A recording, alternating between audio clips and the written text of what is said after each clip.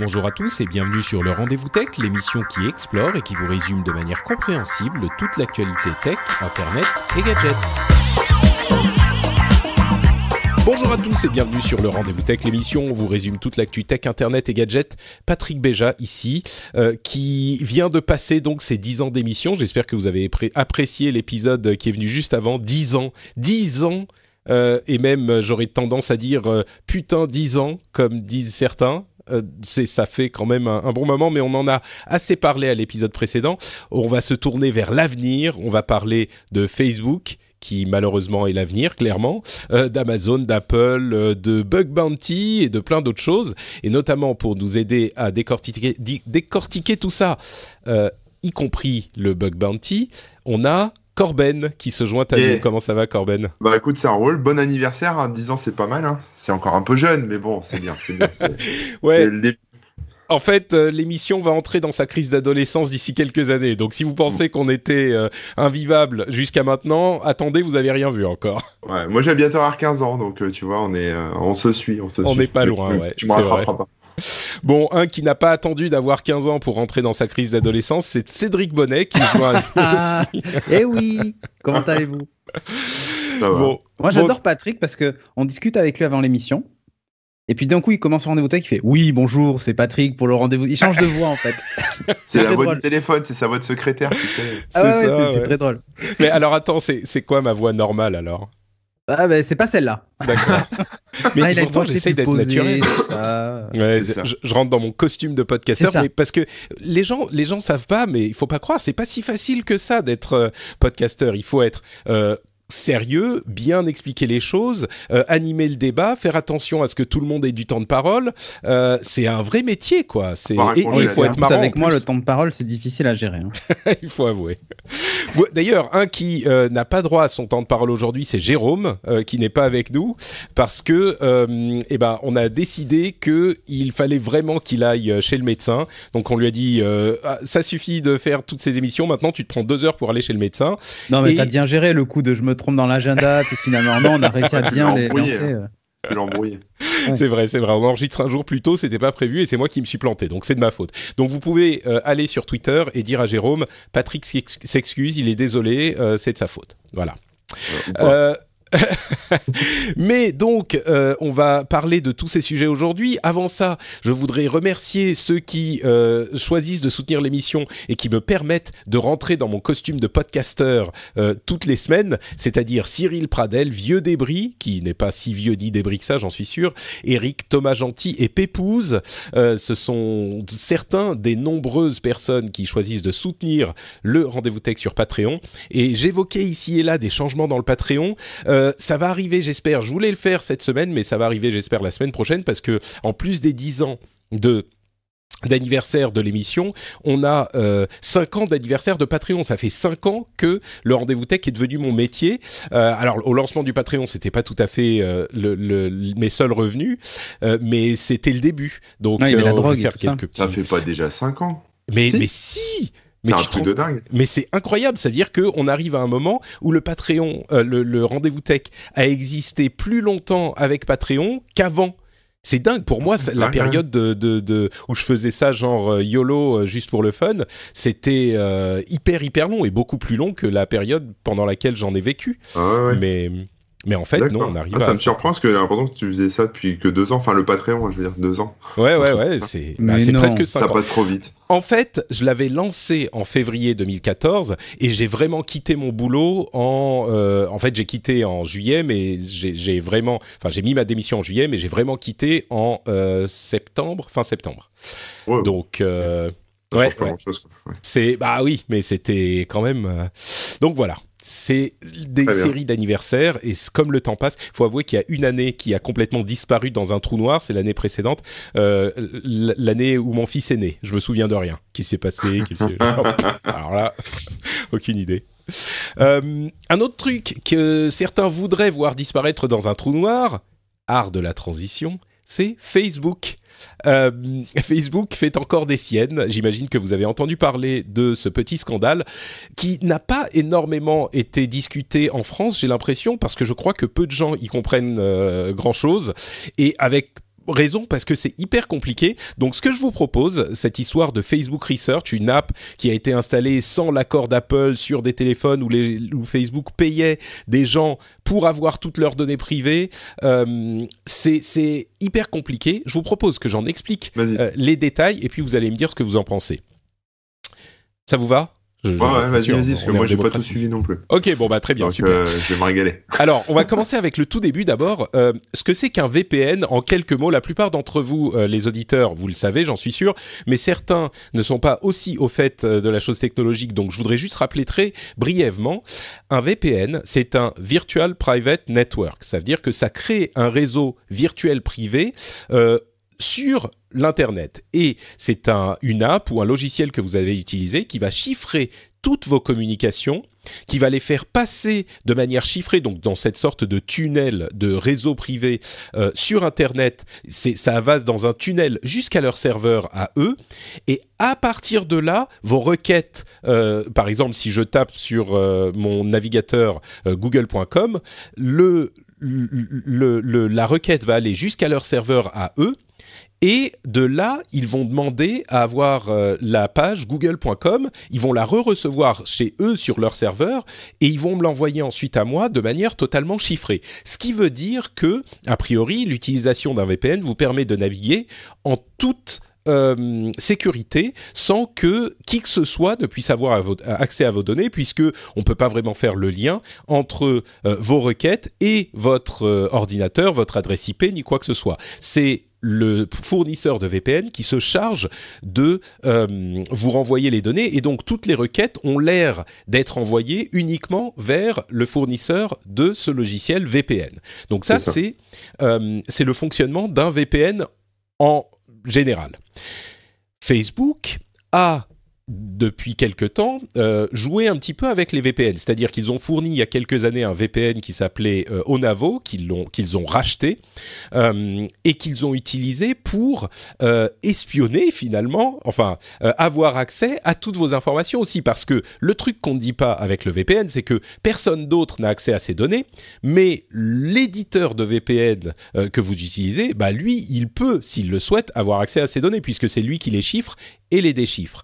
Et donc, Facebook disait, nous, on vous fournit un VPN gratuitement. C'est pour ça qu'il faut faire très attention, si on veut utiliser un VPN, à quel type de VPN on va utiliser. Évidemment, un VPN gratuit, il y a une entourloupe quelque part. Pas une entourloupe, mais un échange de bons procédés quelque part. Un VPN payant, eh ben, ils sont payés par votre argent. Donc, c'est plus simple. On a plus tendance à faire confiance à ce type de société qui se fait payer pour ses services. Et donc, Facebook utilisait des VPN depuis quelque temps. Ils utilisaient donc ce VPN Onavo qu'ils avaient racheté pour vous proposer une solution de sécurité qui effectivement était un petit peu plus sécurisée par rapport à tous les acteurs extérieurs, mais ils l'utilisaient aussi pour savoir quel site web les gens allaient visiter. C'était pas vous spécifiquement, mais avoir des données générales sur l'utilisation du web, l'utilisation des apps. Et d'ailleurs, c'est d'après l'analyse de la plupart des experts, un des outils qui leur a permis de savoir que WhatsApp était extrêmement populaire parce que les gens qui utilisaient ce VPN, on savait quelles apps ils utilisaient, Facebook savait quelles apps ils utilisaient, ils se sont rendus compte qu'ils utilisaient énormément WhatsApp, envoyaient plein de messages par WhatsApp, et donc ça les a encouragés à aller racheter WhatsApp avant qu'il n'explose trop pour qu'il devienne inrachetable. On se souvient qu'ils l'ont payé, je ne sais plus, 19 milliards à l'époque, enfin c'était une somme de fou, en partie parce que Google était aussi sur le coup, mais c'était, ils ont repéré, ils ont sniffé le truc avec leur VPN. Le VPN espionnant les pratiques des utilisateurs sous couvert de protéger votre navigation, même si les choses étaient dites, c'est une pratique qui n'a pas beaucoup plu à Apple notamment. Donc Apple a changé les règles de son App Store de manière à ce que le VPN Onavo de Facebook devienne interdit. Donc Facebook a été obligé d'arrêter de proposer son VPN, puisque l'une des règles qui a été implémentée était que les apps ne devaient collecter des données que pour le fonctionnement qui était nécessaire au fonctionnement de ces apps elles-mêmes. Onavo, donc Facebook VPN, collectait des données qui étaient des données de navigation qui n'étaient pas nécessaires au fonctionnement de l'app. Donc, il contrevenait aux règles de l'App Store, à ces nouvelles règles de l'App Store, et ils ont dû arrêter de mettre en place ce VPN. Ça, c'était à l'été 2018. On en arrive à ce qui se passe aujourd'hui.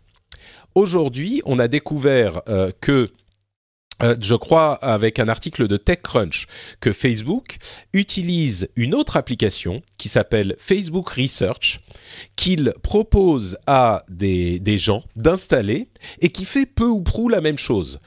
Peut-être avec un petit peu plus de clarté et en payant les gens pour l'utilisation de ce logiciel. Alors c'est aussi un VPN, mais il fait encore plus que juste le VPN parce qu'il demande à ses utilisateurs d'autoriser l'accès root, qui est dans l'accès racine en fait. Bon, c'est l'accès root dans les systèmes informatiques en question, c'est l'accès à tout le système. Donc si vous l'installez sur votre téléphone et que vous donnez à une application l'accès root, ça veut dire que l'application va pouvoir aller voir absolument tout ce que vous faites sur votre téléphone.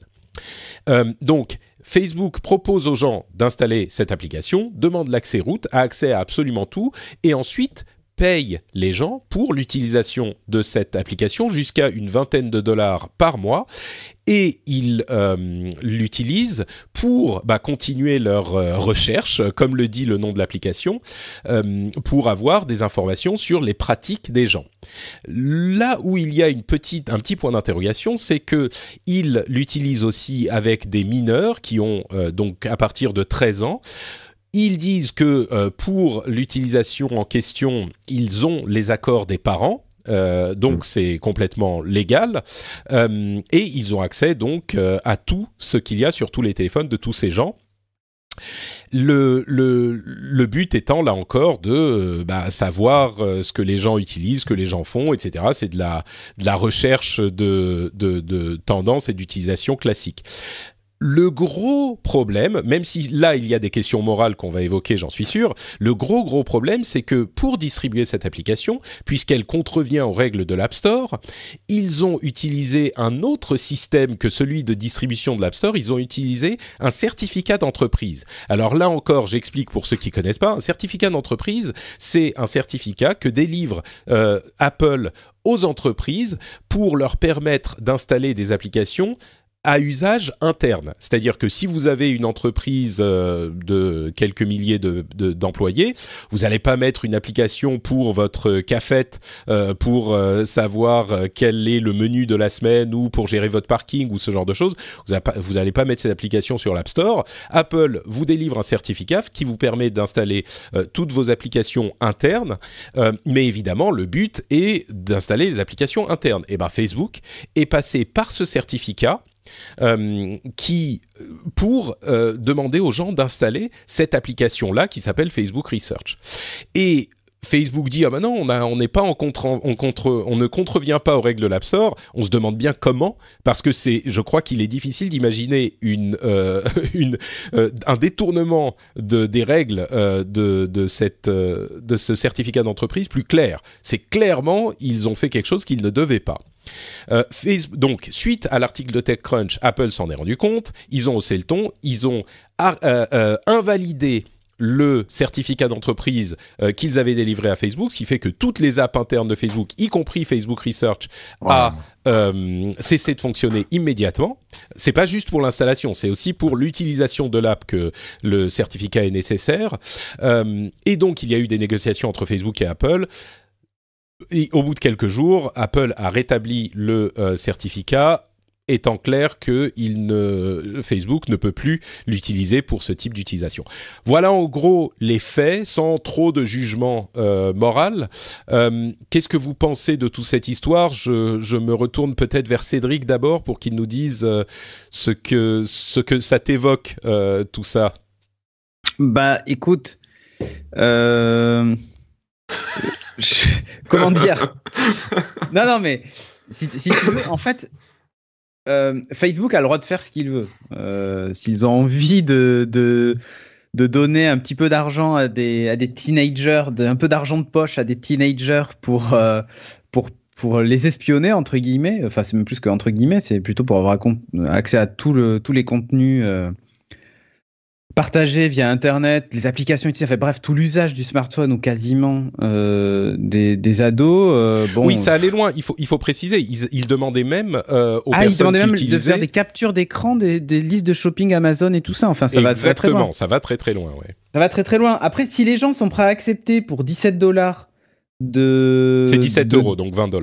Ouais, 17 €, ouais. Pour $20 de donner tous ces accès-là à Facebook, bon, grand bien leur face. Enfin, je veux dire, on leur ment pas, ils sont au courant parce que Facebook dit vous avez bien compris, machin. Ou alors c'est comme d'hab, on lit pas les termes d'utilisation du service, ça fait 50 000 pages et à la fin on te dit juste bon, 20 €, t'installes ce truc-là, on va juste regarder sur quoi tu surfes. Si on leur a menti, ça c'est pas bien. Par contre, si les mecs l'ont fait en leur âme et conscience, bon là on peut rien leur dire. Après que Facebook ait cette pratique qui moi je trouve pas très éthique, hein. Mais pourquoi pas? Après, ça peut être, c'est vu comme une appli de recherche et de test, hein. Donc, c'est comme quand on participe à un panel. C'est comme quand on participe à un panel, un sondage ou un truc comme ça, on nous demande nos opinions politiques, nos machins, nos trucs, on accepte ou pas d'y répondre.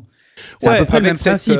Mais tu soulèves une question qui est vraiment, et sur laquelle qui mérite qu'on s'y attarde. C'est vraiment cette question de est-ce que si les gens sont prêts à le faire en connaissance de cause, et je pense que d'une manière générale, les gens le faisaient plus ou moins en connaissance de cause, ouais.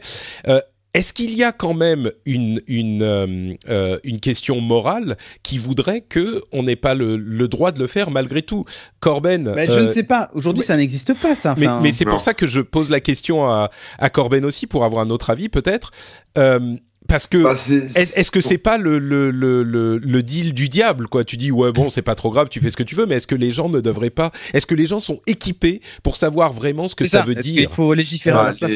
Alors sur ce cas particulier, je sais pas exactement comment ont été présentés les CGU. Peut-être que les mecs se sont dit bon bah je clique ici, j'accepte tout sans lire et j'aurai $17, tu vois. Enfin $20.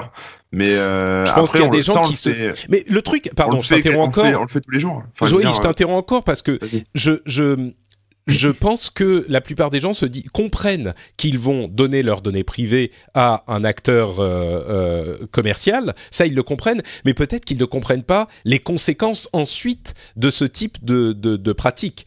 Qu'est-ce que l'acteur en question va pouvoir faire avec? Est-ce que c'est sociétalement moral de donner autant de pouvoir à une entité, et en particulier une entité commerciale, mais le problème serait le même peut-être avec une entité gouvernementale. Tu vois, c'est pour ça que c'est compliqué d'y répondre moralement, parce que même s'ils comprennent, s'ils ont lu toutes les CGU qui sont super longues, et s'ils comprennent ce que ça veut dire d'utiliser l'application, peut-être qu'ils comprennent pas ce qu'il y a derrière et ce qui vient après.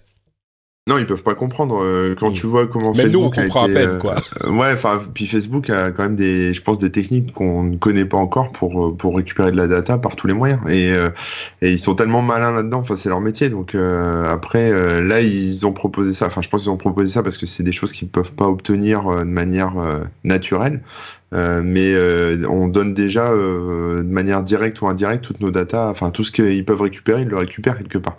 Donc, là où ça leur était très utile, c'est qu'ils voyaient quelles apps étaient utilisées, je pense, et Google, qui faisait la même chose, entre parenthèses, faisait exactement la même chose et a fait marche arrière directe quand ils ont vu le scandale arriver avec Facebook.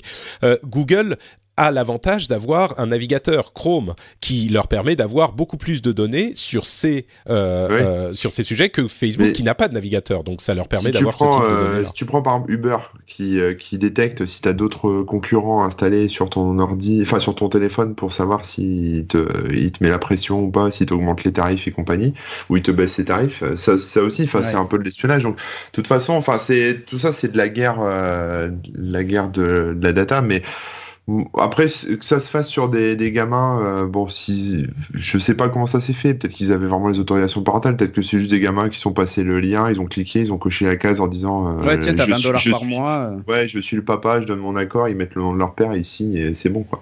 Mais donc, je pense que c'est surtout pour ça que ça a buzzé, parce que c'était sur les gosses, mais il n'y avait pas non plus, j'ai vu, là, il n'y avait que 5% d'ados d'après Facebook, oui. 5% de mineurs d'après Facebook. Moi, ce que je trouvais intéressant au-delà de ça, c'est cette espèce de... Alors, ça n'a rien à voir avec le sujet de fond, hein, mais cette espèce d'interconnexion et de dépendance entre les GAFA, en fait, entre les gros acteurs. Tu vois, d'un côté, tu as l'App Store de Google et puis l'App Store d'Apple. qu'il faut un peu bidouiller, détourner pour pouvoir faire passer ce genre d'appli. Google fait du chantage ou Apple fait du chantage à Facebook et tout le monde se tire dans les pattes un peu et négocie, etc. Et c'est assez marrant de voir comment, par exemple, Apple peut imposer à Facebook une certaine éthique entre guillemets sur ses applis juste en suspendant un certificat et puis qu'après les mecs renégocient avec des avocats. Ils sont tous un peu ils se tiennent tous un peu par les couilles quelque part. Et là ça a été très vite très vite et pardon, vas-y. Oui. Mais c'est assez rigolo de voir ça en fait, de se dire que finalement la morale, on va dire la morale, l'éthique que Facebook a, en tout cas la loi qui s'applique à Facebook, c'est plutôt les règles d'utilisation de l'App Store d'Apple dans ce cas-là. Et après, on peut discuter sur est-ce que Apple est éthique, est-ce que Google est éthique, est-ce que Facebook est éthique, mais en fait, personne n'est éthique là-dedans. Ils font tous leur petite magouille. Mais quand il y en a un qui se fait choper, les autres s'offusquent, jouent un peu les chevaliers blancs là et disent attention, t'as pas respecté mes CGU, on va te taper sur les doigts, etc. Donc ils font tous un peu ils s'auto-policent, ils s'auto-fliquent tous quoi. C'est assez marrant. Je pense que là. C'est hyper intéressant que Apple. Moi, je dirais que c'est la bonne décision qu'a pris Apple. Mais ce qui est aussi intéressant, c'est que Facebook est tellement important que ils ont pas pu juste dire Facebook au revoir. Parce que ce qu'on n'a pas, j'imagine que c'est ce que tu allais dire, Cédric, mais le scandale d'utilisation du certificat d'entreprise pour distribuer une app au public, mais c'est si on parle de rapport entre les entreprises. Mais c'est une gifle dans la gueule qui est hyper violente. C'est honteux comme pratique. Au-delà de la question morale même, qui est à débattre et qui est peut-être... En fait, ce qui est compliqué avec la question morale, c'est que tout ce qui s'applique avec cette question sur le Facebook Research en question, ça s'appliquerait aussi à Facebook tout court. Sauf que là, on ne paye pas 20 €. Donc, c'est ça. Bon, on a souvent ce débat. Et à tout le monde. Et on a souvent ce débat. Mais... La question de l'utilisation du certificat, Cédric, toi qui es un programmeur, tu confirmes. Mais en fait, si toi tu faisais ça avec Apple, je pense que ça serait même pas bon. On va refaire 2 minutes. C'est au revoir, au revoir et à jamais. Et en fait, nous, on a un certificat d'entreprise puisque on a des boîtes qui veulent pas distribuer leurs applications sur l'App Store parce que pour des raisons aussi de confidentialité et puis parce qu'on s'en fout d'avoir sur l'App Store. Je sais pas moi, l'application pour le congrès des maçons de France, quoi, tu vois, et qui est vraiment une appli que eux seuls vont utiliser et personne d'autre. Donc et voilà. Le congrès des francs-maçons, c'est ça que non, des maçons de okay. France. Là, je dis maçon parce que j'ai un maçon juste en face de moi par la fenêtre qui est en train de réparer, qui est en train de construire un immeuble là. Donc du coup, voilà, c'est pour ça que je dis ça.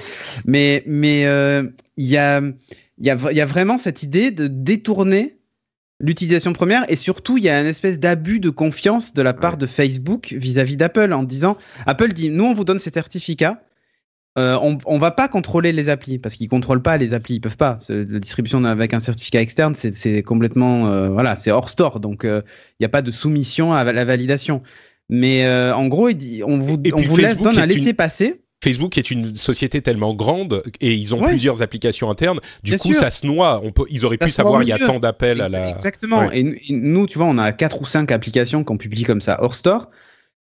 Évidemment que tu pourrais faire n'importe quoi à ces applis. Mais déjà, il y a tout un tas de garde-fous parce que quand tu acceptes un certificat, tu donnes pas tous les accès au certificat. Enfin, il y a tout un tas de manipulations à faire pour l'utilisateur. C'est pas très évident non plus. Donc nous, c'est pas la meilleure façon dont on aime propager les applications, mais dans l'idée, tu es quand même libre de faire ce que tu veux sur l'appareil, ou presque. Donc, en gros, Apple te fait confiance en disant, on vous donne un certificat de distribution que tu payes quand même, faut dire ce qui est, tu le payes, pas très cher, mais tu le payes. Et au-delà de ça, vous pouvez publier hors store. Et là, en gros, Facebook, et évidemment, c'est fait que pour des applications à usage interne aux entreprises. Tu vois, l'exemple de la cafette, ou le service de bus du campus, ou je ne sais quoi, c'est tout à fait légit. Ou même, ils ont d'ailleurs ce type de certificat aussi pour des universités, tu vois, qui utilisent des systèmes internes, je sais pas moi, de réservation de livres, ou ce genre de trucs. Bref, l'idée, c'est que derrière tout ça, quand même, Facebook a violé, clairement, les conditions générales d'utilisation de ces certificats-là.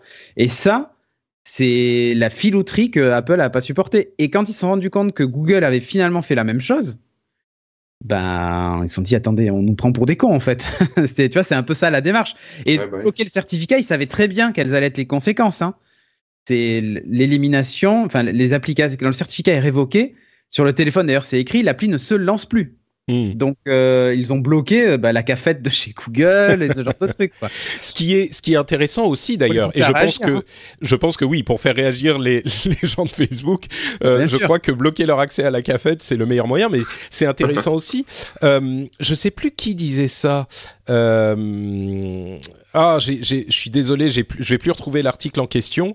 Ah oui, si, c'est ça. C'est Get Review qui a publié un article de Casey Newton qui disait c'est une histoire à côté de tout ça. C'est aussi le fait que Apple a un pouvoir immense sur notre vie de tous les jours, en dehors même des apps. C'est-à-dire que même les applications qu'on gère nous-mêmes dans une entreprise, un jour ils appuient sur off et plus rien ne marche. Donc c'est pas la peine de débattre 2 heures sur ce sujet aussi, mais c'est intéressant de voir à quel point c'est... Oui, parce que tu vois, par exemple, dans les apps d'entreprise, voilà, tu pourrais très bien imaginer que, je sais pas, tu as une application qui traque les employés en temps réel sur leur lieu de travail.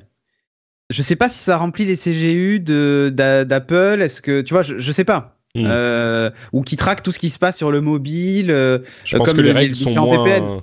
Les règles sont beaucoup moins... Là, le fait que ce soit diffusé le fait que ce soit diffusé au public, c'est ça en fait le vrai problème. C'est que on a dépassé les cases le cadre des CGU, quoi. Ouais. Bon.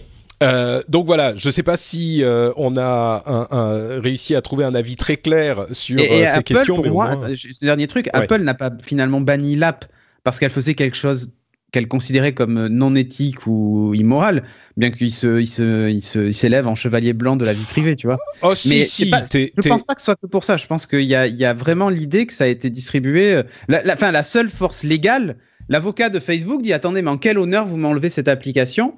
Je sais pas surtout si les utilisateurs acceptent les CGU et tout ça, je sais pas si elle est complètement illégale, l'appli. Par contre, c'est l'utilisation du certificat qui l'est, et donc là, ils ont juste rien à dire, quoi. Bien sûr, mais en toute honnêteté, Apple avec ça.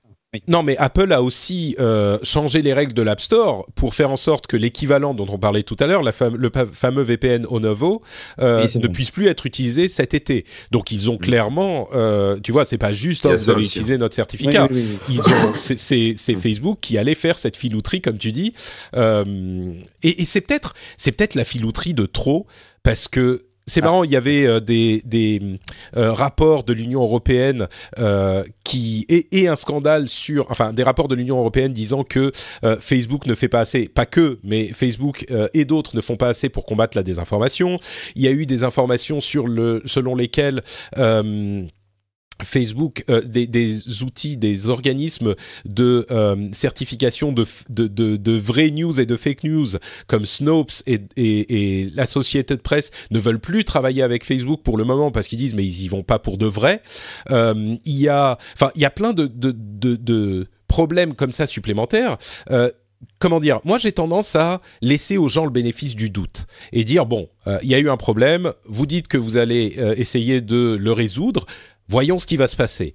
Là, j'ai l'impression qu'on est, disons, 2-3 ans après la première vraie levée de bouclier ou les problèmes qui ont été posés avec la plateforme de Zuckerberg, et on continue à avoir systématiquement des preuves que ils n'y vont pas sincèrement, quoi.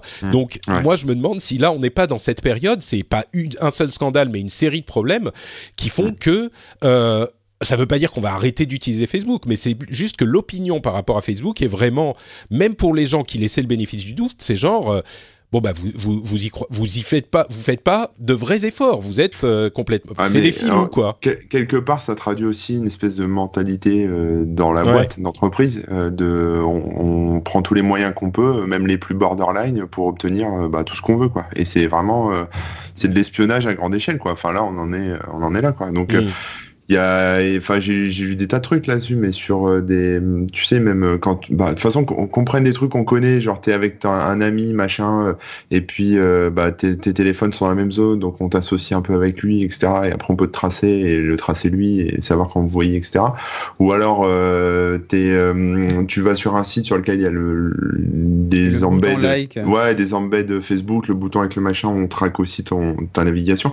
Enfin, en fait, tous les moyens sont bons et je pense que il y a des boîtes comme ça où, tu vois, par exemple, tu veux prendre Volkswagen avec le scandale du diesel et compagnie. J'avais vu un reportage sur Netflix, ils expliquaient clairement au reportage qu'en fait, à un moment, c'est un peu toute la boîte. Enfin, c'est les gens qui sont au courant, sont au courant de l'arnaque et participent à ça et ils sont tous complices, quoi, quelque part. Et c'est une mentalité entreprise. Limite, ils voient même plus le mal, en fait, derrière, tu vois, parce que c'est dans la boîte, c'est dans l'esprit, c'est comme ça. Et je pense que Facebook, ils ont le même problème. C'est-à-dire, tous les moyens sont bons pour récolter de la data et en faire après ce qu'ils ont à en faire, mais ils voient même pas le problème, je pense, Ouais. Disons qu'il y a beaucoup de gens qui disaient Zuckerberg n'est pas sincère quand il dit qu'il veut essayer de résoudre les problèmes. Il continue à poser les mêmes problèmes et puis il continue à s'excuser et à refaire la même chose. Je commence à me dire effectivement que c'est un problème systémique. Il y a un manque de sincérité. C'est des filous professionnels, quoi, pour reprendre l'expression. C'est dans la culture de la boîte. C'est l'ADN de la boîte. Bon. Ah oui, entre parenthèses, c'est pas près de disparaître parce que Instagram a maintenant 500 millions d'utilisateurs quotidiens sur leurs stories, alors que ils dépassent de très très loin Snapchat, qui a inventé les stories, et il y a des plans selon lesquels ils seraient en train de mettre en place une unification de tout leur système de messagerie, donc WhatsApp, Messenger, enfin Facebook Messenger, Instagram, etc.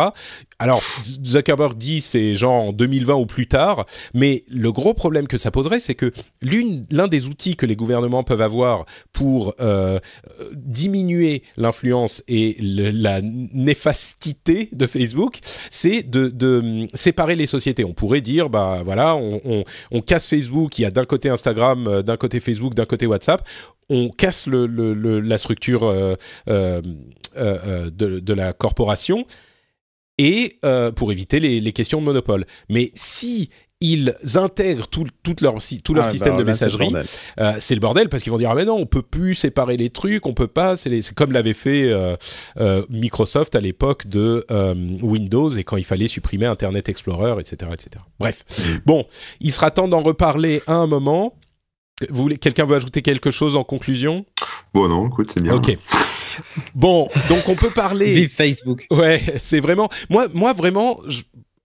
Encore une fois, comme je l'ai dit, j'ai tendance à être plutôt positif, mais c'est pas juste aujourd'hui, mais ces dernières semaines, ces derniers mois, il y a ma vision de Facebook qui a évolué. Au-delà des problèmes structurels que pose un service comme le leur, parce que c'est comme ça qu'il est construit et qu'ils ne se rendaient pas compte, j'ai l'impression qu'il y a une mauvaise volonté qui est critiquable. Et donc, mon image de cette société et de ses dirigeants est en train de shifter un peu. Donc voilà, ça c'est mon avis, mais...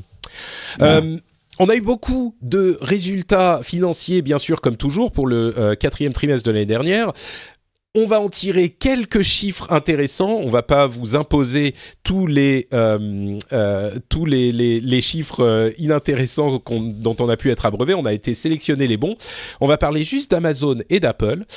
Sur Amazon, le plus intéressant, je pense, leur service leur revenu autre qui inclut essentiellement leur service de publicité a atteint plus de 3 milliards de dollars, mais le plus intéressant, c'est qu'ils ont eu une croissance de 95% d'une année sur l'autre. Alors, on parle du 4e trimestre.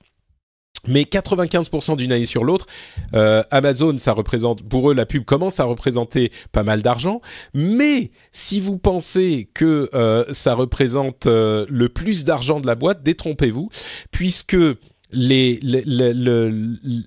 je vous demande Amazon, quel est leur plus gros revenu à votre AWS. Et ben voilà, c'est AWS qui a aussi, là aussi, a eu une croissance de 45% d'une année sur l'autre. Alors AWS, c'est, vous savez, il y a quelques années, Amazon Web Services, c'est en gros leur service cloud, tout leur service cloud qu'ils louent à des sociétés tierces.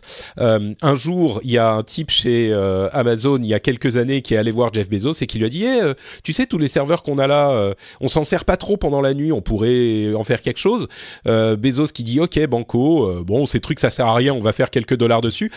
Aujourd'hui, ça représente 60% de leurs revenus, 60%, et croissance 45% d'une année sur l'autre. Quand on entend de nombreuses sociétés, dont notamment Microsoft, qui disent on veut être l'infrastructure du web et on veut être peut-être dans le background, mais servir aux sociétés qui font du business sur Internet et devenir leur infrastructure, c'est de ça qu'on parle.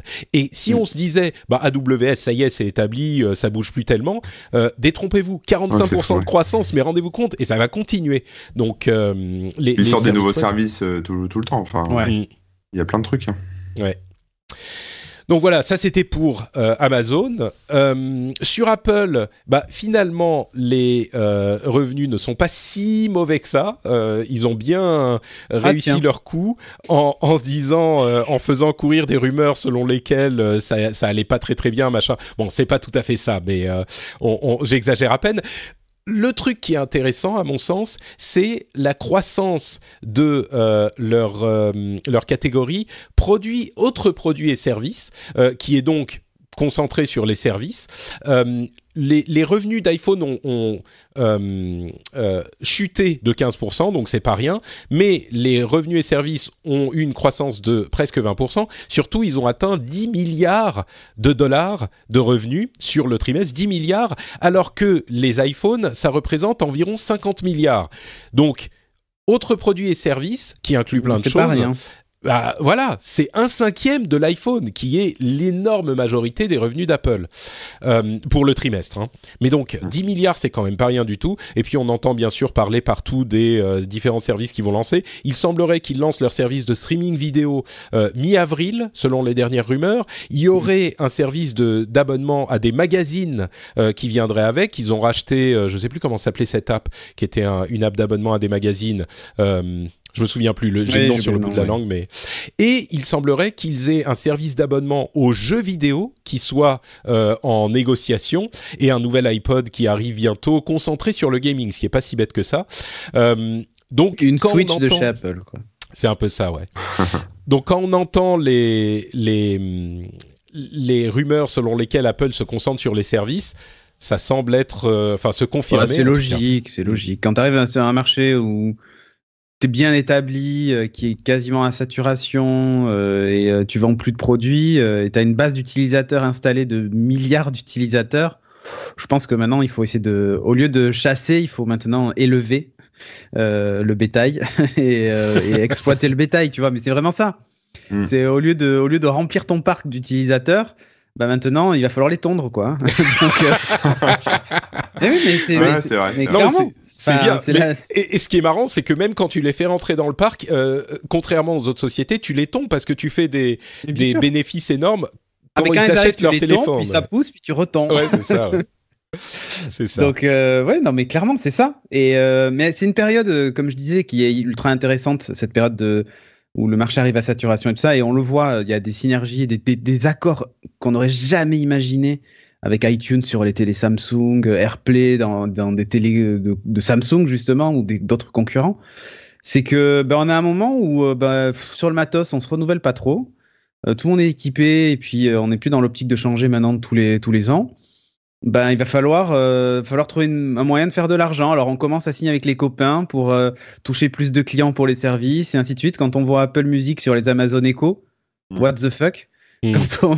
Non mais sérieusement, et c'est ça, et on est dans cette phase, c'est pas vraiment de l'ouverture, hein, faut pas voir ça comme de l'ouverture, mais plutôt d'accords, d'échanges de bons procédés pour essayer d'aller chercher les clients sur le service, quoi. Et il faut être le plus interopérable possible et le présent partout le plus possible. Donc c'est la bonne période, ça. C'est peut-être une période de crise. C'est arrivé par le passé déjà, ça. il y avait un article, je crois que c'est John Gruber qui l'a écrit, qui estime, c'est un grand connaisseur de la chose Apple, qui estime que les appareils comme les AirPods ou leur ancêtre qui sert à rien là. HomePod, merci, serait vendu à prix coûtant. Ce qui est assez invraisemblable pour Apple, qui fait toujours AirPod, j'ai un doute, mais HomePod, possible, oui. Et du coup, si c'est le cas, ça expliquerait. Enfin, c'est un outil énorme pour Apple pour garder les gens dans leur zone d'élevage pour pouvoir les tondre ensuite. Ça me paraît très crédible. Mais c'est pour ça que tu vois les Echo Dot sont souvent bradés par Amazon et tout ça parce que bien sûr, ils les vendent certainement à perte même.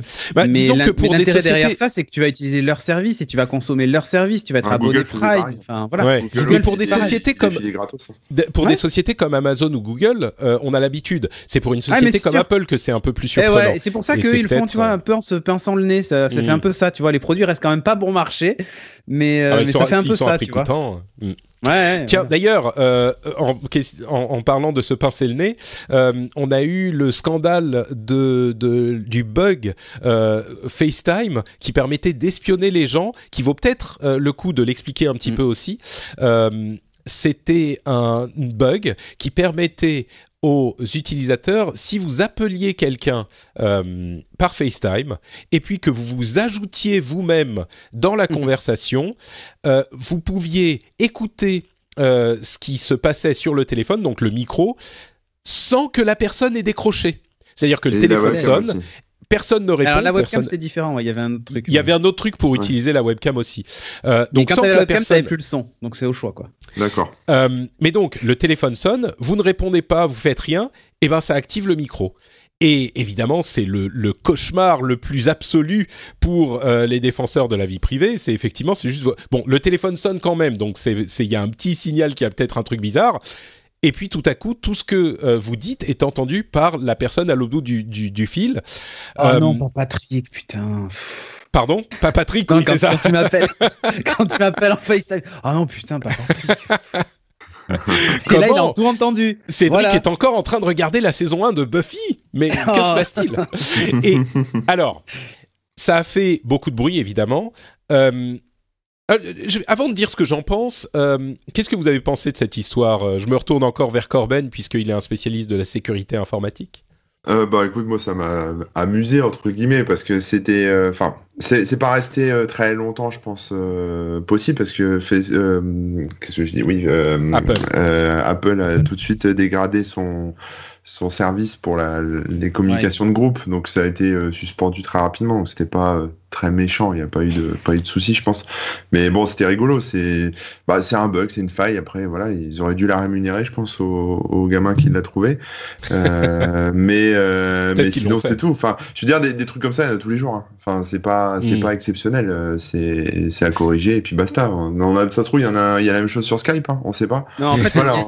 Il y a quand même un mini-scandale avec la façon dont le bug est remonté, parce que la femme, enfin la mère du gamin qui a découvert le truc, est elle-même avocate, et en gros avait contacté Apple, il avait dit mais il faut passer par la plateforme développeur pour faire remonter le bug, machin. Elle a dit oh là, mais c'est trop compliqué votre truc, et en gros ils ont pas réussi à le faire. Fox News, non ouais, voilà, ils ont rendu public la faille du coup en disant bon écoutez, vous me faites chier avec vos bugs machin. En gros, on va publier ça sur YouTube, hein.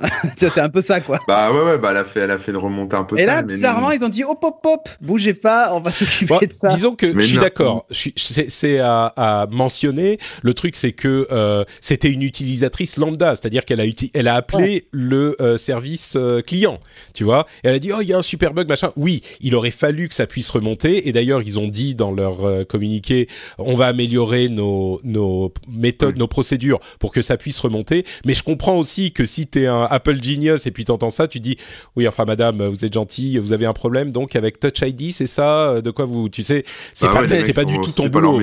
Là où, comme tu le disais Corben, ils ont bien réagi, c'est que quand c'est vraiment, ils se sont rendus compte, et ben tout de suite en 4 heures, c'était réglé. Ils ont désactivé le FaceTime de groupe le temps que la la correction logicielle soit envoyée aux appareils, à tous les appareils. Ça va arriver normalement cette semaine. Ils se sont excusés auprès de la mère justement qui avait essayé de leur faire remonter. Enfin, ils ont vraiment bien géré le truc et ils sont allés tellement vite que 3 heures après que la faille ait été, enfin le scandale soit vraiment sorti. Eh ben déjà le truc était plus possible et il y avait encore des articles qui étaient publiés disant regardez, on peut espionner les trucs sur les appareils Apple. Alors évidemment Apple se targue tellement de protéger votre vie privée que ça fait une cible, voilà, ça fait une cible compréhensible. Mais du coup, moi j'ai vraiment l'impression qu'ils ont bien réagi, ils ont tout de suite fermé le truc, donc oui, il y a des bugs tout le temps, on en trouve partout, et Dieu sait qu'il y a des sociétés qui mettent plus longtemps que ça à les corriger. Ah oui. Donc, bon. Donc voilà. Mais si vous trouvez une faille dans les produits Apple, il faut savoir qu'Apple a son programme de bug bounty. Donc, en fait, c'est ça le problème, c'est que là, c'était quelqu'un qui n'était pas formé ni au courant des bonnes pratiques. Mais normalement, quand on trouve une faille comme ça, il y a des moyens de les remonter de manière propre, entre guillemets, pour pas justement que ça fasse du bad buzz pour la société et en même temps de toucher une récompense. Voilà. Et c'est ce qu'elle aurait pu faire en fait. C'est juste qu'elle a pas pris les moyens de le faire. Elle a peut-être vendu le truc à je sais pas quelle chaîne de télé, mais voilà, elle aurait pu se faire peut-être $10,000 ou quelque chose ou un peu plus en passant par le programme de bug bounty d'Apple, quoi. Et ben justement, on va en parler un petit peu des problèmes de bug bounty, mais avant ça, j'aimerais lire ce commentaire de Jérémy qui dit sur iTunes: merci Patrick, je ne m'en rendais plus forcément compte, mais quelle chance j'ai eu d'avoir découvert le podcast il y a plusieurs années. Je prends toujours autant de plaisir à t'écouter, ainsi que tes co-animateurs de haute voltige. Alors je sais pas lesquels sont de haute voltige ou pas, hein, j'imagine Cédric et Corben bien sûr, dans des analyses passionnantes et passionnées. Quelle chance j'ai et quelle somme modique pour cette qualité de ton podcast toujours livré en temps.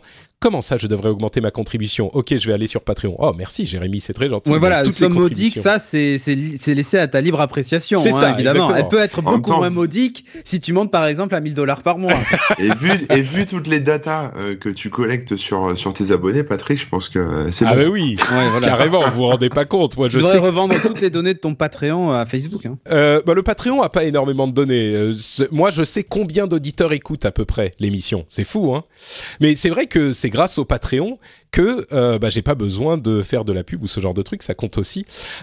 Il dit bref, merci Patrick. PS, très sournois cet iTunes qui m'affiche le commentaire de Guillaume Vendée, notre ami Guillaume Vendée, qui participe parfois à l'émission, d'il y a 9 ans, qui dit, alors c'est il y a 9 ans, hein, 1 an après la création de l'émission, podcast très prometteur, encore quelques améliorations et bientôt 5 étoiles. Du coup, tu as peut-être ton seul 5 étoiles iTunes qui remonte en preview. Alors je sais pas Guillaume, si tu trouves que maintenant, après 9 ans d'efforts, on mérite le 5 étoiles ou pas. Là encore, c'est à ta libre appréciation, mais merci à Jérémy pour m'avoir mentionné ce petit message, ça m'a fait plaisir.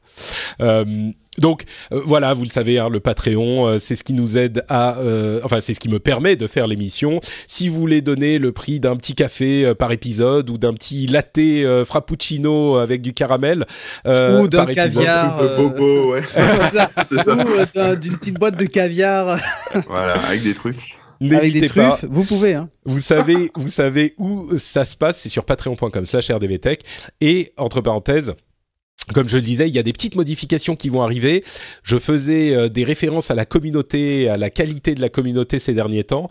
On a discuté avec certains des membres du Patreon des changements à venir. J'en ai proposé certains, ils m'ont donné des idées.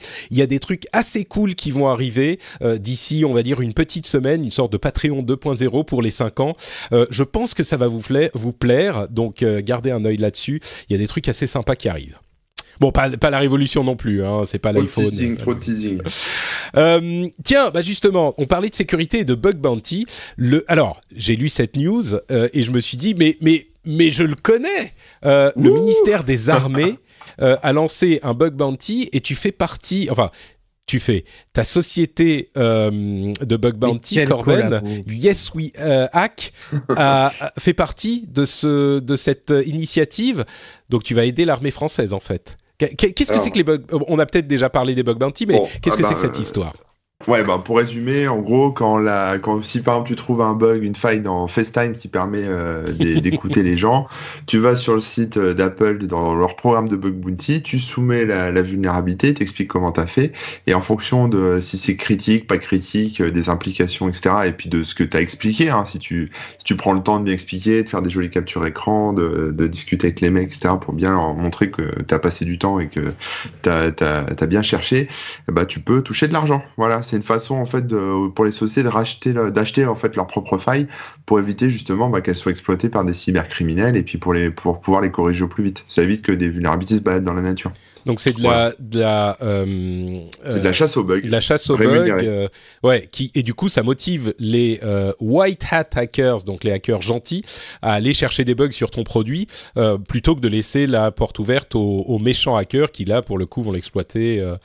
C'est ça, ou même il y a même pire que ça, c'est-à-dire qu'il y a des gens qui trouvent des vulnérabilités. La dame là, le garçon qui a trouvé le bug FaceTime, il aurait pu ne rien dire à personne, l'utiliser pour lui une fois de temps en temps, faire marrer les copains, mais du coup la faille serait restée là jusqu'au moment où elle est ressortie. Qu'elle puisse être utilisée, je sais pas, par la NSA ou alors qu'elle finisse sur un blog et qu'elle soit exploitée massivement par tout un tas de gens. Donc le problème c'est que des failles il y en a tout le temps, toujours, parce que les boîtes développent en mode agile, testent à peine leur code, vont très vite en fait dans les nouvelles fonctionnalités qu'elles poussent en ligne, etc. Donc il y a jamais rien qui est sécurisé à 100%, c'est impossible. Et donc il y a toujours même des nouvelles failles qui arrivent, des nouveaux problèmes de sécurité qui peuvent arriver. Et le concept même du bug bounty, c'est de permettre à une communauté de hackers, de gentils hackers, de chercher ces failles, de les remonter. Et en fait, si tu veux, c'est un peu comme du test de sécurité H24, 7 jours sur 7 en fait sur ton appli. Voilà. Et là, donc, le ministère des Armées, pour ces systèmes, d'après ce que je comprends, a lancé un bug bounty sur ces systèmes, quoi. C'est ça, alors, le ministère des Armées... C'est positif, quoi. Ouais, alors c'est un peu particulier parce que c'est le ministère des Armées, donc en fait les gens qui peuvent participer, c'est pas moi, c'est pas toi, c'est des gens qui sont dans la réserve opérationnelle cyber, donc c'est des gens qui sont, on va dire, déjà référencés côté ministère pour avoir accès à ces programmes de bug bounty, donc ils sont invités entre guillemets et ce sont des gens qui, voilà, ça va pas être n'importe qui quoi, ils ont déjà été présélectionnés quelque part, mais ça va permettre justement de sécuriser au mieux les installations, les sites, les services de l'armée. Ouais. Voilà, mais c'est hyper important du coup. Comment ils faisaient avant ? Ils avaient leurs équipes internes de chercheurs qui cherchaient les bugs. Alors ouais, c'est ça. Alors avant, même encore maintenant, il y a dans les entreprises, hein, que ce soit le ministère des Armées ou ailleurs, ils ont des équipes internes qui font du test. Voilà, qui s'appellent les Red Team, donc qui font du test de sécurité sur tout un tas de trucs. Ils font des audits aussi avec des boîtes privées externes, et ça prend du temps. Et puis ça reste limité, si tu veux, ça reste limité en temps, ça reste limité en capacité humaine, parce que alors que là, t'ouvres plus ou moins les portes et tu dis, c'est un petit peu l'ubérisation de la chasse du penetration testing, quoi. C'est, tu ouvres le truc à tout le monde, chacun, en l'occurrence le ministère des Armées, comme tu le dis, c'est plus limité, mais sur le principe, tu ouvres le truc à tout le monde et puis chacun, c'est du test de pair à pair et donc ça fonctionne plus rapidement. Et c'est ça, sachant que si tu prends Uber, tu parlais d'Uber, mais tu prends Uber, les chauffeurs Uber sont de moins en moins payés et galèrent de plus en plus. Là, c'est le contraire, c'est-à-dire que les récompenses augmentent année après année et sont de plus en plus intéressantes. On va parler des chauffeurs Uber dans une seconde. Je suis pas convaincu que ça soit effectivement. Mais bon, ok. Donc très intéressant et c'est pas mal que le ministère des Armées s'y mette aussi. Et le truc que je retiendrai ou que je demanderai aux auditeurs de retenir s'ils sont pas très au fait de ce genre de problème, c'est ce que tu disais tout à l'heure, c'est que les systèmes vraiment complètement sécurisés n'existent pas. Il y a toujours des bugs qu'on peut trouver, il y a toujours des manières hyper compliquées d'arriver à pénétrer un système. Et il y a cette illusion parfois chez certains que on va voir un système sécurisé. Alors oui, il est aussi sécurisé que possible et certainement que pour les systèmes qu'utilisent les forces armées, c'est plus sécurisé qu'ailleurs et aussi sécurisé que possible, mais c'est jamais complètement sécurisé. Donc c'est important à savoir pour comprendre comment on approche ces problèmes, quoi. Puis il suffit que tu fasses une mise à jour, il suffit que ça soit sur une mise à jour sur un serveur ou sur une appli, il suffit qu'il y ait un petit changement à un moment quelque part, ça peut provoquer une faille, quoi. Et les failles, voilà, il y en a qui sont faciles à trouver, il y en a qui sont plus complexes. T'as aussi des failles. Enfin, on s'imagine toujours qu'il faut être un très grand technicien en sécurité informatique pour trouver ce genre de vulnérabilité. Là, on l'a vu avec le gamin de 14 ans, là, il a trouvé ça assez facilement. Enfin voilà, il a fait un truc, il a vu qu'il y avait une faille.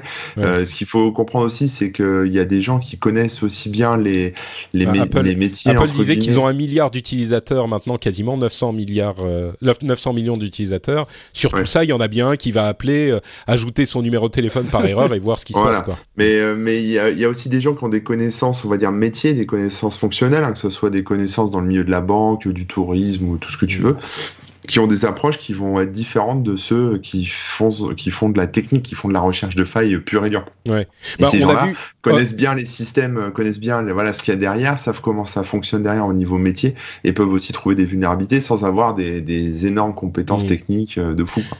On se souvient de l'histoire des apps de fitness et de jogging qui traquaient les gens partout, enfin, et qui avaient donné des données anonymisées, mais que justement les forces armées américaines utilisaient dans des bases d'opérations secrètes au Moyen-Orient, et du coup les gens qui étaient juste peut-être des statisticiens ou qui regardaient les données comme ça se sont rendus compte qu'on pouvait du coup les retrouver dans ces endroits-là. Donc ce qu'il faut comprendre avec la sécurité informatique, c'est un peu comme la vaccination, en fait. C'est parce qu'il y en a justement qui prennent le temps de se sécuriser que ça protège quelque part aussi les autres, parce que aussi je sais pas, tu veux dire que ça rend les enfants autistes, la sécurité informatique? Ça peut rendre les hackers autistes, parce que quand ils ont le nez plongé dans leur ordi, des fois tu peux leur parler, ils se retournent même pas. Mais non, ça en fait, par exemple, imagine, voilà, le site des impôts est sécurisé, les mecs mettent beaucoup d'argent, etc., pour sécuriser le site des impôts. Ça veut dire que toi, en quelque part, quand tu vas saisir tes données, ou en tout cas ça va protéger aussi toi tes données, même si toi ton ordi perso c'est une vraie passoire et t'as même pas un antivirus, c'est rien du tout. Donc en fait, voilà, la sécurité, c'est toi tu vas sécuriser ton ordi, tu vas recevoir une pièce jointe vérolée, peut-être que grâce à ton effort que tu as fait d'installer un antivirus, cette pièce jointe vérolée va pas se répandre à ton ordi, à tous tes contacts. Donc quelque part, en te protégeant toi, tu protèges aussi tous tes contacts. Donc il y a ça qui est vachement important, et si je peux conclure là-dessus, si vous trouvez des failles de sécurité, il faut absolument les remonter. Et c'est important parce que si vous les laissez, elles seront redécouvertes plus tard, elles seront exploitées par des gens qui seront moins bien intentionnés, mais il faut pas les remonter n'importe comment. Si là vous trouvez une faille sur le site de votre banque, si vous les contactez, il peut y avoir des chances quand même qu'on vous envoie les gendarmes le matin pour être sûr que vous n'ayez pas détourné de l'argent, ou pour essayer de comprendre si vous êtes un criminel ou pas. Oui, ça c'est fait, et je pense que ça se fait encore. Donc si pour remonter une faille, on va dire proprement, il y a plusieurs techniques. Il y a soit se renseigner un peu et voir si la banque justement a pas un programme de bug bounty. Donc ça permet de remonter le truc dans un cadre donné et puis de toucher une récompense. Ça c'est le bonus, mais ça peut aussi être fait de manière, on va dire propre, comme ça. Ou alors de la remonter via des plateformes. Alors il y a le site Zatas qui est assez connu, qui a un programme de remontée comme ça. On peut en gros lui envoyer la faille et puis lui se charge de transmettre le truc. Et moi avec mes compères de YesWeHack, on a créé un site qui s'appelle Zerodisclo, zerodisclo.com, qui permet en fait, qui est accessible soit via Tor, soit directement, qui permet de remonter des vulnérabilités comme ça de manière anonyme et en étant, en se protégeant en fait. C'est-à-dire que voilà, comme ça tu fais quand même ton devoir de citoyen, tu remontes la faille, ça évite qu'elle reste là sans être pointée du doigt, et tu toucheras pas de récompense en faisant ça, mais en tout cas tu permettras, elle sera connue ensuite de la banque qui pourra la corriger. Voilà, il y a des choses comme ça à savoir. Quelle gentillesse avec les banques, c'est bien bon de ta part. Tiens, il a bien changé quand même. Ouais, t'as vu ça? Fut une époque, c'était un rebelle. L'argent finalement. C'est ça. Tiens, à propos de sécurité informatique, le Japon a voté une loi intéressante. Ils ont autorisé une équipe du gouvernement à aller scanner tous les objets connectés du pays, pour s'assurer qu'ils soient bien sécurisés. En fait, ils ont plus de 200 millions d'objets connectés au Japon. Et ils savent bien que une énorme partie d'entre eux ne sont pas sécurisés. Et avec l'arrivée des Jeux Olympiques en 2020, ils sont très inquiets sur les différentes conséquences négatives que ça pourrait avoir, que ça soit des attaques ou plein de problèmes que ça peut poser. Et donc, ils ont voté une loi qui autorise une équipe du gouvernement à aller scanner ces objets connectés en utilisant soit les mots de passe par défaut, donc admin password machin, ce qui est t'as pas le droit normalement d'aller t'infiltrer dans les systèmes informatiques des gens, soit des dictionnaires de mots de passe connus, donc tous les passwords 1, 2, 3 et les dictionnaires de millions de mots de passe qui sont déjà connus. Et si jamais ils trouvent des appareils qui sont pas sécurisés, ils font remonter l'information au fournisseur d'accès Internet qui ensuite a en charge de contacter la personne en question et lui dit sécurise son truc. Je pense que c'est une bonne chose. Je sais pas comment ça va se passer. Je pense qu'il va y avoir un gros bordel quand tu reçois ton mail.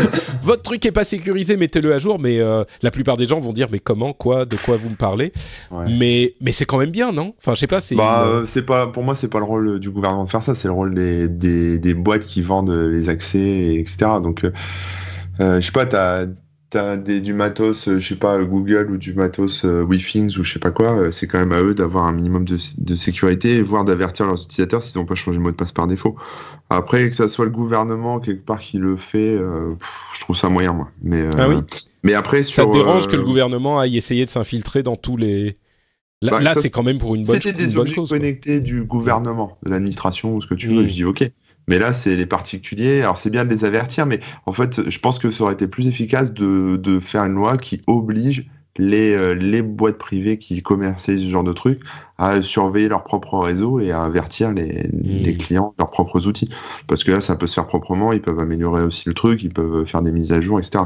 Mais en gros, après ça, n'importe qui peut le faire. Hein. Tu vas sur Shodan et puis tu scannes tout Internet et puis tu vois tous les objets. C'est quoi connectés. Shodan? Je connais pas. Alors Shodan, c'est un site super, ça s'écrit SHODAN.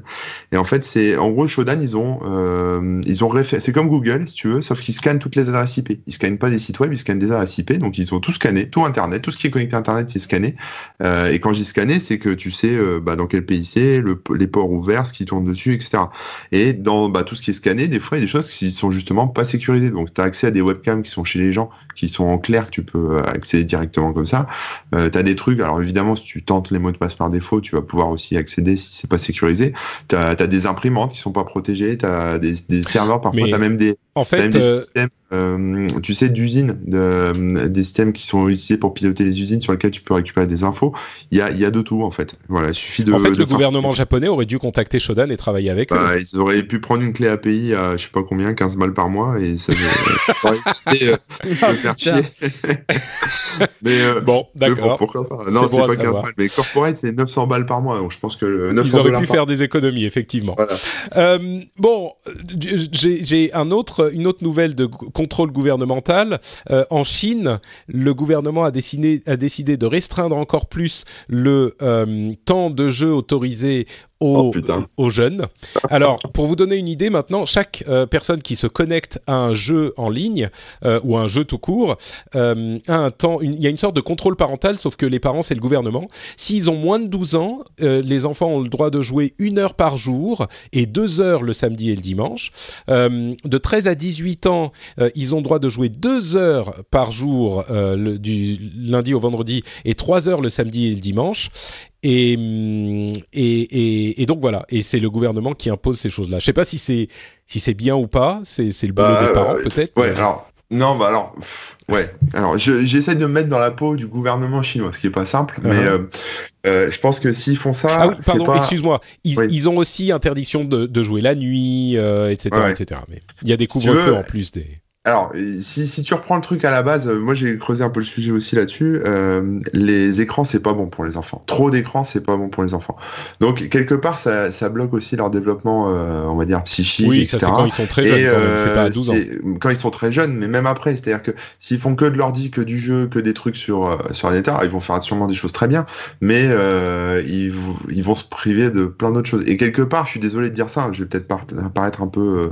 Oui, j'ai l'impression que tu pars dans une question qui va me faire recevoir des millions de commentaires qui n'est pas au cœur du sujet de... Il y a des études scientifiques, il y a plein de trucs bien sûr, sur le développement de l'enfant qui expliquent qu'en gros, faut le faire, mais avec modération, et beaucoup de modération. Et je pense que... Donc tu dis c'est une question de santé publique, quoi ? Ouais, je pense que c'est ça. Et si les Chinois ils font ça, c'est pas pour faire chier le monde, c'est parce que je pense qu'ils veulent que leurs citoyens entre guillemets continuent à être, ne se transforment pas en je sais pas quoi et continuent à utiliser leur cerveau de manière correcte et continuent, tu vois. Voilà, c'est. Je pense qu'il y a quelque chose comme ça derrière. Oui, je suis sûr que l'intention est là. Je pense quand même que à 16 ans, à 16 ans, t'es capable de savoir. Enfin, moi, je passais ma vie devant mon écran à 16 ans. Ah oui, moi, pareil. Mais voilà, on s'en est pas trop mal sorti. Cédric, qu'est-ce que t'en penses, toi, qui as des enfants ? Je suis partagé. Parce que encore une fois, pardon. La question n'est pas de savoir si les écrans sont nocifs ou pas. On sait que c'est nocif et on sait qu'il y a des questions d'âge et on sait qu'il y a des questions de modulation, etc. Repartons pas sur cette question. J'y ai déjà eu droit ce week-end sur Twitter parce que j'ai posté une photo marrante de mon fils qui tient une manette PlayStation qui a 1 an. Évidemment, il n'était pas devant l'écran pendant je sais pas combien de temps, c'était genre 2 minutes et c'était pour faire la photo. C'était marrant parce que moi je suis un gamer. Mais au-delà de ça, moi, tu vois, ma fille elle joue pas aux jeux vidéo plus que ça. Non, d'accord, mais la question c'est la Chine. Est-ce que la Chine qui impose ça aux parents, qui impose ça à tout le monde, bon, en même temps c'est la Chine évidemment qu'ils imposent des trucs, mais je sais pas, j'ai trouvé ça marrant. Pour moi, c'est un problème. Je pense qu'ils prennent ça comme un problème de santé publique. Ouais, c'est ça. Mais c'est ça en fait. C'est exactement ça. C'est comme si on disait on interdit la cigarette au moins de. Voilà. Non, c'est déjà le cas. Mais enfin, bref, vous m'avez compris quoi. Non, mais c'est ça. On le fait en France. La cigarette est interdite aux moins de 18 ans. C'est finalement, si on considère que le jeu vidéo à trop grande dose est nocif, on peut, j'avais pas pensé à l'approche de santé. Est-ce qu'ils ont raison ? Enfin, tu vois, la question c'est est-ce que c'est pas eux qui ont raison finalement ? Moi je crois que chez nous, tu vois, je crois qu'avant 12 ans, il y a. Le truc, c'est qu'on a les outils, a priori, pour faire ça au niveau de la famille. C'est-à-dire qu'il y a des outils de contrôle parental. Non, bien sûr. Mais si t'es préoccupé par la chose, le font pas. Moi, je pense qu'il y a de plus en plus de gens qui le font. Tu peux. Moi, j'utilise le contrôle parental sur la Switch de mon fils et il a un temps limité de jeu par semaine. Ouais, mais je suis pas sûr que la majorité des gens. On en revient à la question de est-ce que les gens. Là-dessus, quoi. Bon, ok, je voulais pas relancer tout un débat sur la question. Clairement, c'était un sujet beaucoup plus vaste que je ne pensais. Moi, j'ai trouvé ça marrant. Non, mais ce qui est marrant, c'est qu'on y viendra peut-être. Tu vois, peut-être qu'avant, les gamins de 5 ans pouvaient aller acheter des clopes et boire de l'alcool. Oui. Et puis maintenant, ça a changé. Peut-être que maintenant, là, c'est open bar pour le jeu vidéo. Peut-être que dans 15-20 ans... ça sera pareil, tu pourras pas jouer moi je crois que dans le cas de la Chine, c'est aussi parce que ça s'inscrit dans une politique générale de contrôle et de restriction, et que si tu limites le temps d'accès aux jeux vidéo, c'est beaucoup plus facile de faire passer des restrictions sur d'autres trucs, comme Internet par exemple, pour tout le monde, et les trucs qui sont pas sains. Si tu veux, la question de santé publique venant de la Chine, c'est pas forcément le meilleur exemple qu'on pourrait trouver, mais surtout quand on parle de questions technologiques, on te laisse apprécier juste tes propos. Hein. Étant donné qu'il y a aussi des histoires de crédit social par rapport à et d'espionnage généralisé. Moi, je n'ai pas de problème avec la Chine. Oui, non, d'accord. Bon, est-ce que tu veux des problèmes avec le gouvernement de Monsieur Macron qui demande la suppression de photos de sortes de memes un petit peu débiles. On a vu cette histoire ressortir sur un article de Libération. Enfin, c'est pas un article en fait, c'est un scandale qui est sorti. Et comme d'habitude, pour savoir si de quoi il en tourne, moi je vais sur checknews.fr, qui est un service de Libération qui est excellent. En fait, il y a un utilisateur de Google+, d'ailleurs entre parenthèses, Google+ disparaît dans 2 mois, hein, au revoir, qui a fait une sorte de photomontage avec les visages, il a ajouté les visages de Macron et Édouard Philippe sur une photo de Pinochet. Et il semblerait que selon... Alors, si ça a été Pinocchio, ça aurait été différent. Mais je suis sûr que certains auraient pensé que c'était tout aussi approprié. Mais donc, il y a eu un organisme de l'État qui s'appelle l'Office central de lutte contre la criminalité liée aux technologies de l'information, a demandé la suppression de cette image à Google selon une loi qui est censée gérer la suppression des contenus terroristes. Et c'est évidemment une dérive de ce type de loi qu'on dénonce tous dans les milieux informatiques et dans tous les milieux qui sont attachés à la liberté d'expression depuis toujours, c'est que quand on donne ce genre d'outils à un gouvernement ou à n'importe qui, au bout d'un moment, il est possible que ça soit mal utilisé. Et là, ça a été, je pense, clairement le cas. Enfin, c'est un photomontage débile, complètement aussi inoffensif que n'importe quel photomontage de l'histoire des photomontages. Enfin, parmi les plus inoffensifs, c'était un mime un petit peu idiot. Et ce qui m'a choqué, moi, c'est que en fait, la raison pour laquelle on s'en est rendu compte, c'est pas qu'il y a un organisme en France ou même en Europe qui s'occupe de surveiller toutes ces demandes, c'est un projet de l'université de Harvard aux États-Unis, qui en plus de ça est financé par Google, qui trouve leur intérêt dans le fait d'avoir beaucoup de transparence dans ces opérations, mais donc voilà, on a eu cette information qui est ressortie. Je me tourne vers Cédric parce que Vas-y. Je me demande ce que Cédric en pense et bon, vas-y, dis-moi. Écoute, je sais pas quoi dire. Moi, je trouve que c'est. Tu rigoles à chaque fois, Corben. Non mais oui. Non mais vas-y. Franchement, je trouve ça ridicule. Mais qu'est-ce que tu trouves ridicule? Non, mais je sais pas. Il existe le droit à la caricature pour moi, ou créer des mimes un peu cons. Enfin, s'il y avait une loi qui empêchait d'être con, il y aurait beaucoup de gens qui seraient enfermés, tu vois. Alors après, il y a des choses qui tombent sous le coup de la loi. Non, mais c'est vrai.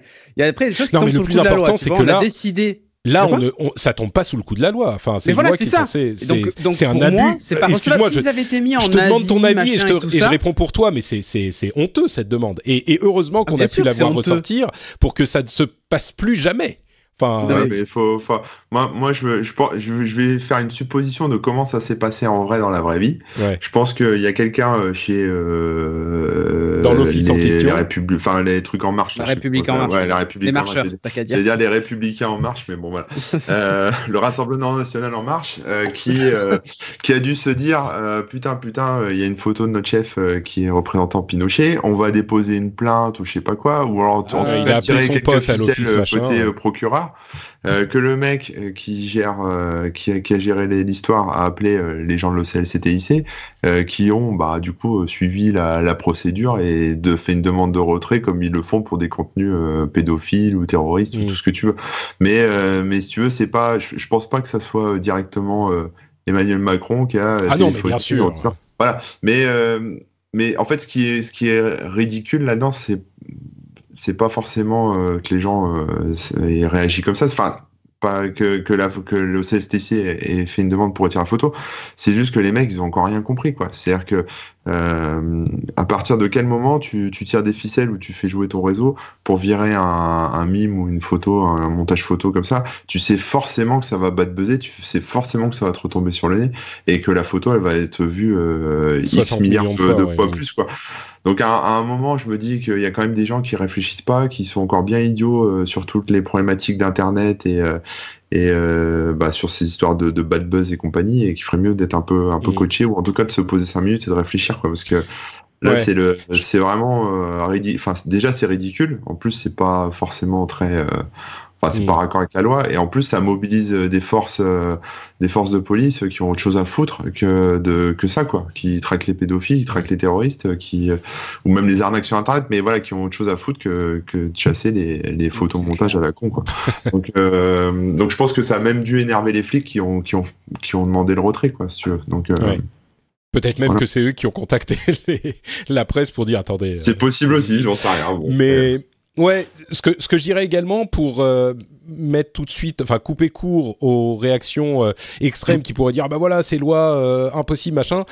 Le problème, c'est que ces lois, je pense, ou ces outils d'une manière générale, on en a quand même besoin aussi. Il faut qu'on puisse demander aux hébergeurs de supprimer. Alors de quelle manière, comment, ça, on peut peut-être en débattre, mais de supprimer des contenus qui sont clairement dangereux ou on s'en moque souvent, on dit voilà, dès qu'on veut faire passer une loi répressive, on invoque le terrorisme et la pédophilie. C'est vrai, mais ça veut pas dire que le terrorisme et la pédophilie sont pas des problèmes sérieux contre lesquels il faut s'équiper. Et en l'occurrence, je pense que la loi telle qu'elle a été conçue me semble juste. Ce qu'il faut surveiller et continuer à surveiller, c'est ce genre d'abus et taper très fort sur les doigts de ceux qui en sont responsables et leur mettre la honte pour qu'ils ne recommencent pas, quoi. Bah, là, quelque part, il y a eu clairement un abus de pouvoir, ou en tout cas du tirage de ficelle ou du copinage qui a fait que cette plainte a pu aboutir, entre guillemets. Mais... Ça, on ne sait pas, mais oui, c'est clairement une mauvaise utilisation de la loi, quoi. C'est ça qui aurait dû être, on va dire, pointé du doigt. D'où est venue la demande, ouais, je suis d'accord. Ouais. D'où est venue la demande, parce que faut pas que ça se reproduise, quoi. Sinon, après, tous les trucs qui passent sous le tapis, ça c'est sorti, mais puis tout le reste, enfin, tu vois, on sait pas. Ouais. Bah donc, là, justement, ils ont pu aller chercher spécifiquement quels autres exemples on avait de d'utilisation de cette loi, et ça avait l'air cachère. Mais bon, ensuite. Ouais. Tiens, tu parlais de rémunération Uber. Alors, Uber a livré plein d'informations récemment. Ils ont vraiment changé de méthode de communication, hein, mais plein d'informations, dont un chiffre qui m'a intéressé. Le salaire moyen, selon les calculs de Numérama, le salaire moyen d'un chauffeur Uber est de 1600 € par mois pour 40 heures, c'est 40 heures ou 45 heures de travail, enfin une semaine normale, quoi, 45 heures de course, 45 heures connectées à l'app. Avec une heure de course qui est sans doute un petit peu en dessous parce qu'ils sont pas tout le temps en train de rouler.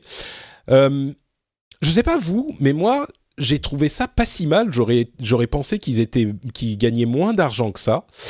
Il y a le truc, c'est que... Je pensais que c'était plus des esclaves que ça, finalement. Bah... non, mais... Je suis étonné. Finalement, on leur donne trop d'argent, je crois. Bah écoute, non, mais j'irai pas jusque-là. Mais le truc, c'est que... mine de rien, un travailleur, un chauffeur Uber, conduire, c'est l'un des métiers les moins qualifiés que tu puisses imaginer. C'est-à-dire que quelqu'un, pour devenir chauffeur Uber, t'as besoin de rien, t'as besoin d'avoir ton permis de conduire et enfin même pas besoin de connaître les villes parce que t'as ton GPS qui va t'indiquer. Donc c'est vraiment un boulot qui est accessible à n'importe qui. Et du coup... Je suis pas d'accord. T'es pas bah, vas-y, dis-moi. Enfin, je sais pas, moi je trouve que 1600 €. D'avoir une voiture, t'as besoin de monter une boîte, t'as besoin de faire la formation Uber, machin truc. Il y a quand même 2-3 trucs aussi à faire, quoi. Tu vois. Bah oui, t'as besoin d'avoir. Et quand tu dis c'est pas cher payé, enfin c'est plutôt bien payé. Non, attends, excuse-moi. C'est pas ce que j'ai dit. Ce que j'ai dit, c'est que j'aurais pensé qu'ils étaient moins payés que ça. Je pensais qu'ils étaient, tu vois, qu'ils arrivaient à peine à faire un SMIC, quoi. Quand tu prends en compte les frais au niveau de la bagnole, tout ce qu'ils ont à payer comme charge et compagnie, même les bouteilles d'eau, les bonbons, les trucs qu'on trouve, tout ça maintenant c'est à leur charge. Donc si tu veux. Écoute, d'après le calcul de Numérama, je te cite l'article. Vas-y. Les chauffeurs qui sont... Alors, je vais lire, merci Numérama. Les chauffeurs qui sont en statut d'auto-entrepreneur auraient un chiffre d'affaires médian horaire de 24,81 €. Une partie de cette somme est reversée à Uber sous forme de commission. Une autre partie est dédiée aux frais de service, la TVA et les cotisations sociales. Finalement, il ne reste aux chauffeurs que 9 € sur les 24.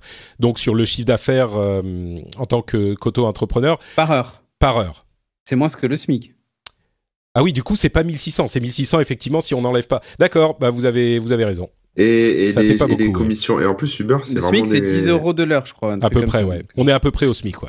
Et Uber, enfin, c'est vraiment des chiens parce qu'en fait, ils ont même augmenté leur marge, en fait, il y a pas très longtemps. Donc, et tu payes en plus le crédit sur ta bagnole. Ouais, ils ont 25%, je crois, de frais de commission chez Uber. Donc, 25, voilà. Oui, c'est ce que je viens de dire. Oui, c'est ce qu'il mentionne. Donc c'est quand même, c'est pas rien, quoi. Sachant que Uber, entre guillemets, enfin c'est pareil, c'est une plateforme, c'est un intermédiaire. Qu'ils aient 1000 chauffeurs ou 500 millions de chauffeurs, ça change pas grand-chose finalement. Non, ils utilisent Amazon Web Services. Ouais, voilà. Donc non, mais voilà. Donc moi, je trouve que ça reste quand même payé au lance-pierre et ça se dégrade en fait. Et c'est ça le problème en fait. Et en plus, si tu cumules les gens qui font du Uber plus du chauffeur privé parce qu'ils ont les deux applis et machin, je pense qu'ils éclatent largement leurs 45 heures par semaine. Donc rajoute à ça la fatigue, les problèmes de dos dans la bagnole, la pollution et tout ce que tu veux. Enfin, pour moi, c'est un métier qui est pas facile. Hein. Plus si t'es à Paris, t'as la chance de voir les voies de circulation se faire drastiquement réduire pour des pistes cyclables ou des travaux un peu dans tous les sens. Les mecs, ils pètent des câbles, quoi. Ils peuvent plus faire leur boulot, en fait. C'est compliqué. À un moment, ça sera plus rentable, quoi. Je sais pas si à un moment ça sera plus rentable, mais effectivement, si on prend ce chiffre-là, je parle pas en termes de pognon, je parle en termes d'énergie, de santé que tu peux laisser, d'agacement, de tout ce que tu veux, quoi. Ouais. Bon, très bien, vous m'avez remis dans le droit chemin. Merci, monsieur Mélenchon. Non, mais tu vois, c'est important d'avoir des discussions sur ces trucs-là et d'avoir des avis divergents. C'est pour ça aussi qu'on est là. Et c'est vrai que, vu sur les conditions de travail, je suis pas complètement d'accord. Généralement, ils ont des voitures relativement confortables. C'est vrai qu'ils passent beaucoup de temps dedans. Au mieux. Oui, bien sûr, mais je veux dire, conduire une voiture aujourd'hui, on n'est plus en 1952, tu vois, c'est quand même pas un travail... Non, mais je pense que c'est plus cool d'être chauffeur Uber dans une ville en province qu'à Paris, oui, certainement. Ouais. Voilà. Mais t'as aussi... bref, on va pas repartir sur Uber, mais bon, je suis d'accord que si effectivement on se retrouve avec un SMIC, c'est moins... Ce qui me surprenait, en fait, dans ce chiffre, et il faudrait que je re-regarde, là, je suis pas en train de... Je l'ai peut-être mal lu, mais j'avais l'impression d'avoir lu, clairement je me suis trompé, que le salaire était de 1 600 € environ, là où le SMIC, il est à quoi, 1 200 t'as quand même, 30% de plus que le SMIC pour un métier qui est très peu qualifié. Et ça me paraissait quand même intéressant. Si on retombe au SMIC, là, effectivement, on reconsidère les difficultés du travail qui sont plus importantes peut-être que ce qu'on... Ils vont repasser les chauffeurs Uber à un moment, ils vont redevenir chauffeurs de taxi, comme ça ils pourront faire la moitié de leur CA au black. Et ils s'en sortiront. Mais bon. Oui, bon, on va pas repartir sur les questions des taxis. Mais, bref, effectivement, 1600 de moyenne, de salaire moyen, ça me paraissait pas aussi dramatique que j'aurais pensé. Si le net c'est 1200, c'est le SMIC, oui. Mais ça me paraît bizarre que le salaire moyen soit au SMIC. Au final, en tant qu'auto-entrepreneur. Parce que ça veut dire qu'il y a des gens qui gagnent moins si le salaire est... Bon, bref, oui. Il faudra re-regarder la chose. Je vais peut-être réserver un petit peu mon jugement. Et quand tu es auto-entrepreneur, si tu gagnes 300 balles par mois, t'as pas de notion de SMIC. Ah bah c'est sûr, oui. Donc finalement, voilà, on s'en fout. Bon, pas facile. Je suis sûr qu'il y a la moitié des auditeurs qui sont en train de hurler dans leur téléphone des slogans de gauche et l'autre moitié qui est en train de hurler des slogans de droite. Soit ils disent la révolution, soit ils disent c'est la vie, c'est le marché. Marie-Clotilde, tu entendrais des conneries dans le rendez-vous de texte. non mais bientôt il va falloir qu'on donne une partie de notre salaire aux chauffeurs Uber. Non mais écoute ça. Bon, parlons un peu de Huawei rapidement. Alors, il y a eu, vous savez que... c'est le numéro 007, quoi. Ouais, que de l'espionnage. Mais en fait, au final, il y a eu en fait les chefs d'accusation, les chefs d'inculpation qui ont été révélés par le gouvernement américain, qui n'a rien à voir avec. En fait, c'est le département de la justice américain, et donc ce n'est pas le gouvernement. Donc ça n'a pas forcément directement à voir avec la politique de Trump, parce que il s'agit d'espionnage industriel en fait. Principalement, vous savez que la chef de la finance de Huawei, Meng Wanzhou, a été arrêtée au Canada, que la demande d'extradition a été officiellement faite au gouvernement canadien par les États-Unis. Je sais même pas. Là, c'est pareil, je sais pas quoi en penser. Je sais pas si vous voyez la façon dont le truc est traité.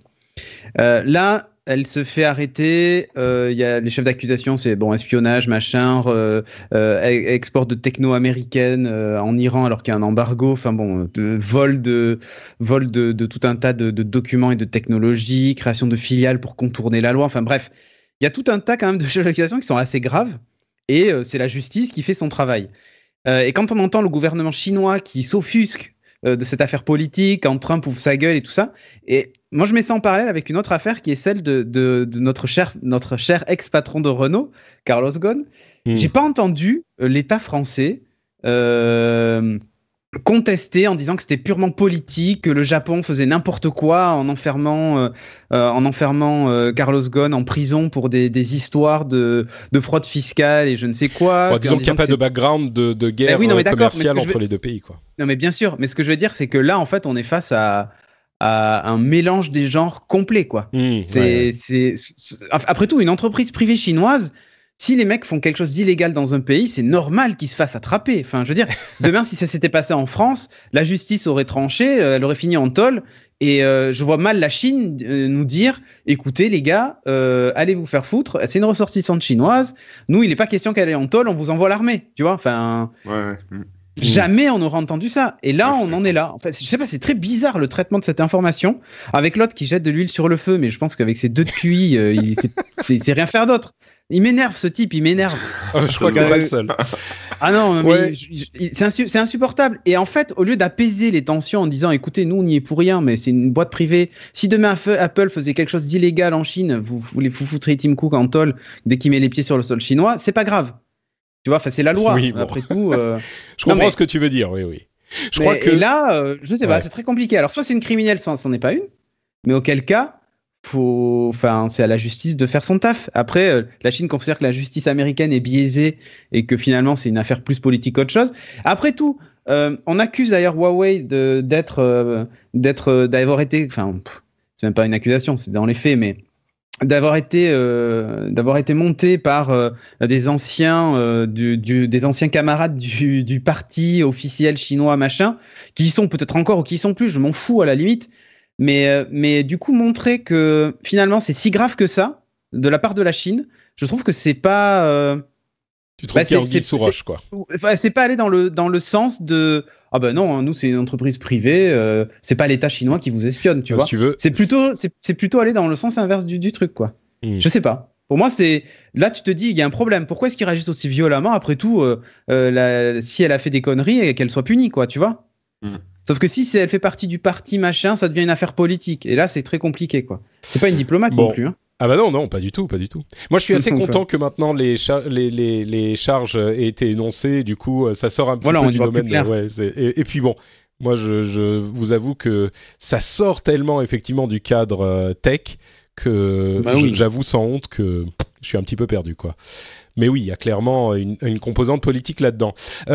Revenons donc dans le cadre tech pour conclure avec des téléphones qui ont été teasés par différentes sociétés.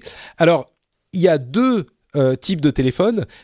Des téléphones pliables, un téléphone de Xiaomi qui a une sorte de tablette prise en orientation paysage dont on plie les 2 extrêmes et qui se transforme du coup en téléphone. Et puis il y a un petit sort de buzz ou de fuite, on ne sait pas trop, de Samsung qui aurait montré un petit peu son téléphone pliable à eux dans une vidéo. Ils l'ont montré. Mais en fait, ils avaient montré leur téléphone Samsung déjà sur scène. Hein, oui, mais ça c'était avec la compte du développeur. Oui, mais ils avaient de loin avec la coque hyper épaisse qui faisait qu'on voyait pas la forme, qui est hyper important pour un téléphone pliable. Et il y a aussi l'invitation de Huawei, justement.